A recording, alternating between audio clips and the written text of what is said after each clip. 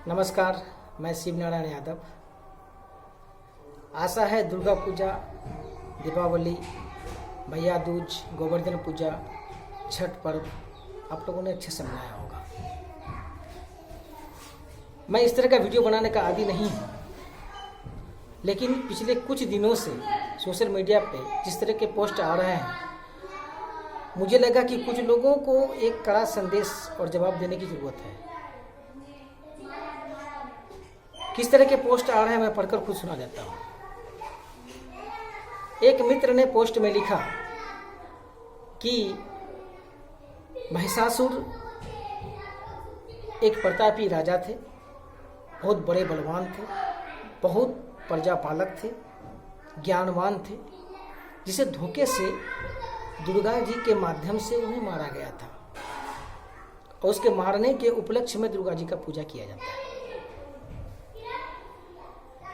और कई तरह के अपशब्द का प्रयोग किया उन्होंने, जो मैं यहाँ नहीं कर सकता। उन शब्दों का प्रयोग शायद हम कभी कर ही नहीं सकते। ऐसे ऐसे अपशब्दों का प्रयोग किया गया। फिलहाल मैं डिटेल में नहीं जाना चाहूँगा, आप खुद समझदार हैं। एक मित्र ने पोस्ट में लिखा कि महिषासुर यादव थे। महिष असुर का अर्थ होता है, महिष का अर्थ होता है भैंस, और असुर का अर्थ होता है पिछड़ा वर्ग। यानी पिछड़ा वर्ग के लोग जो भैंस चराते थे, यानी यादव थे, यादवों के राजा थे। चलिए ठीक है। एक मित्र ने पोस्ट में लिखा कि महिषासुर संतालों के राजा थे। आदिवासियों को भड़काने का प्रयास किया गया इसमें। एक मित्र ने पोस्ट में लिखा कि महिषासुर बंग प्रदेश के राजा थे, यानी पूर्वी क्षेत्र, बंगाल, असम, बिहार आदि। एक मित्र ने पोस्ट में लिखा कि महिषासुर मैसूर के राजा थे। महिषासुर के नाम पर ही मैसूर का नाम मैसूर पड़ा था। चलो ठीक है।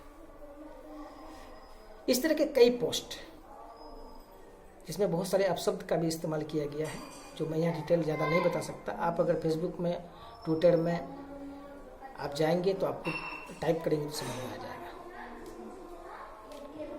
ऐसे लोगों के बारे में मैं इतना ही कहना चाहूँगा। ऐसे लोग आपके आस पड़ोस में भी होंगे, इस तरह के सवाल करने वाले। तो ऐसे लोगों को कड़ा जवाब देने की ज़रूरत है। जब तक ऐसे लोगों को जवाब नहीं मिलेगा, ये इसी तरह लोगों को भड़काते रहेंगे। क्योंकि हमारे समाज में पूजा करना सिर्फ मनोरंजन समझते हैं, उसकी जानकारी कम रखते हैं। अभी अगर किसी बच्चे को पूछा जाए कि दुर्गा पूजा क्यों करते हैं, तो नहीं बता पाएगा। लेकिन दुर्गा पूजा का मतलब है नया कपड़ा खरीदना, मेला घूमना और डीजे पर डांस करना। बस इतना ही पता है उसको। हम अपने आने वाली पीढ़ी को ये चीज़ समझाने का प्रयास नहीं कर रहे हैं। इसलिए हम चाहेंगे कि लोगों को ये ज़्यादा से ज़्यादा जानकारी हो। ऐसे लोग अगर आपसे सवाल पूछते हैं फेसबुक पे या फिर आमने सामने, तो सीधे एक ही बात पूछिए उनसे। पहले तो आप ये तय कीजिए।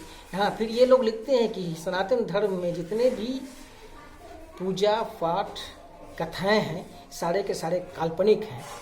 ये ब्राह्मणों द्वारा बनाया गया गुलाम बनाने के लिए, ताकि हम लोग अपने फिजूल खर्ची करके गरीब होते रहें और ब्राह्मण अमीर होते रहें।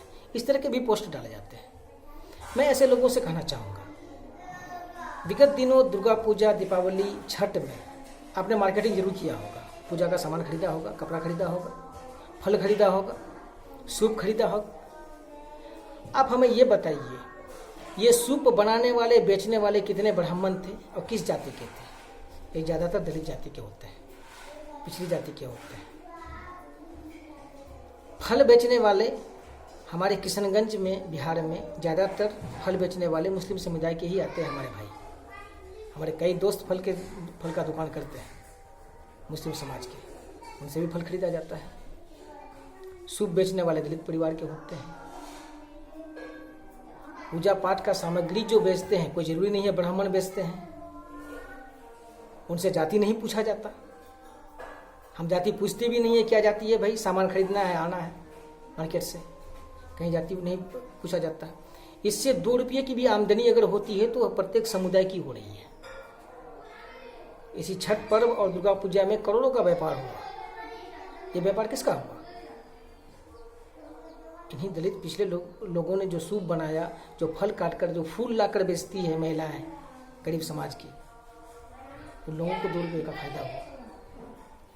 फिलहाल आज अगर दुर्गा पूजा करते हैं तो ब्राह्मण को कितना दक्षिणा देते हैं?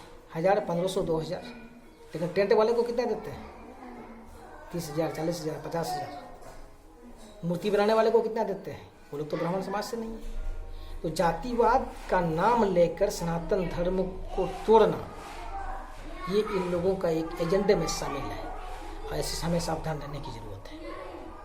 ये लोग एक प्लानिंग के तहत, एक साजिश के तहत, एक एजेंडा के तहत प्रोपेगेंडा फैलाया जाता है कि जाति में हम लोग बढ़ते रहें और समाज टूटता रहे, ये कन्वर्जन का फायदा उठा सके।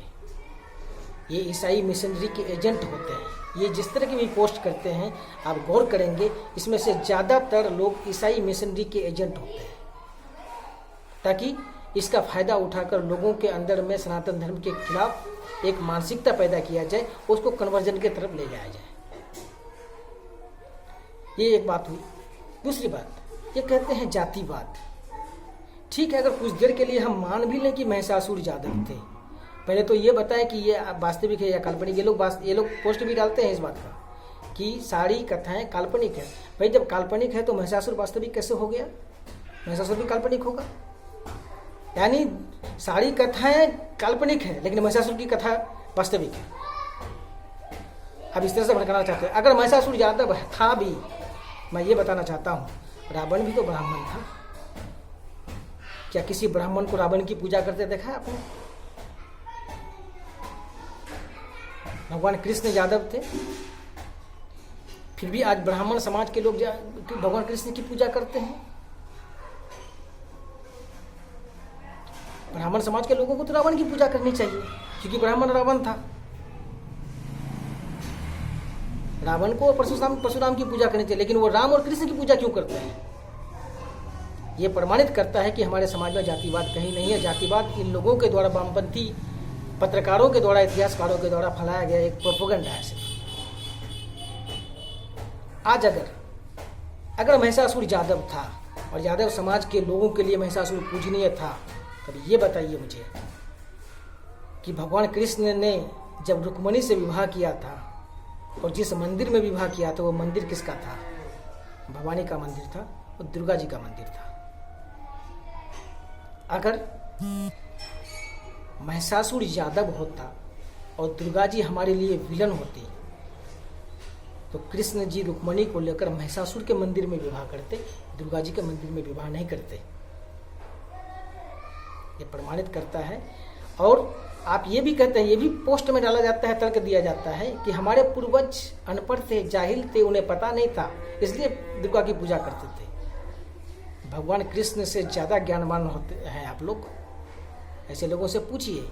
भगवान कृष्ण जो योगेश्वर थे, उनसे ज़्यादा ज्ञानवान अपने आप को मानते हैं? तो बताएं। भगवान कृष्ण ने जब रुक्मिणी से शादी किया तो दुर्गा जी के मंदिर में किया। भगवान कृष्ण ने जब अर्जुन को युद्ध के लिए तैयार किया तो युद्ध से पहले उसने दुर्गा की स्तुति करने के लिए कहा था, अर्जुन को सलाह दी थी। क्या भगवान कृष्ण से बड़े यादव अपने आप को मानते हैं? भगवान कृष्ण से अपने आप को ज़्यादा ज्ञानवान मानते हैं? ऐसे लोगों को जवाब देने की ज़रूरत है। मैं वीडियो ज़्यादा लंबा नहीं बनाऊंगा, ज़्यादा लंबा भाषण मुझे नहीं देना है। आप ये वीडियो शेयर करें या ना करें वो अलग बात है, लेकिन कुछ लोगों को ये संदेश देने की ज़रूरत है। भले हम कुछ बातें ऐसी भी है कि जो हमारे पास से छूट गया हो, आपके जहन में हो, आप भी उसमें जोड़कर लोगों को, अपने आस पड़ोस के लोगों को कम से कम बताने का प्रयास करें, ताकि आने वाली पीढ़ी, आने वाले समाज को लोग सवालों के घेरे में डालकर उसे भ्रमित न कर पाए। इन्हीं जैसे शब्दों के साथ बहुत बहुत धन्यवाद।